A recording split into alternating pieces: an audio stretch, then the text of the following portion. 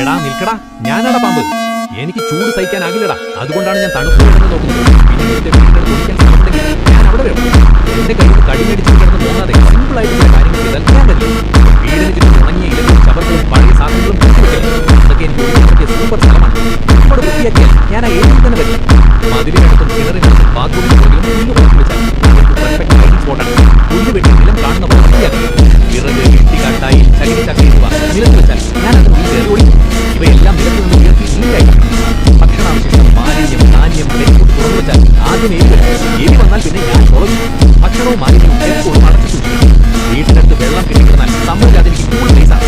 ഈർപ്പമുള്ള പുല്ലും ചെറിയ കുളവും നനഞ്ഞ കോണുകളും ഒഴിവാക്കും. വെള്ളം കളഞ്ഞ് സ്ഥലം ഡ്രൈ ആയി വരും.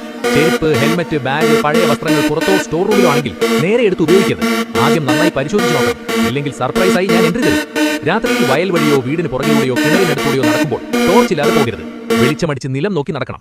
വീട്ടിൽ പാമ്പിനെ കണ്ടാൽ ഹീറോ ആകാൻ ശ്രമിക്കണ്ട. ട്രെയിൻ റെസ്ക്യൂറിനെ അല്ലെങ്കിൽ ഫോറസ്റ്റ് റെസ്ക്യൂ ടീമിനെ വിളിക്കൂ. അവരാണ് സേഫായി എന്നെയും നിങ്ങളെയും രക്ഷിക്കുന്നത്.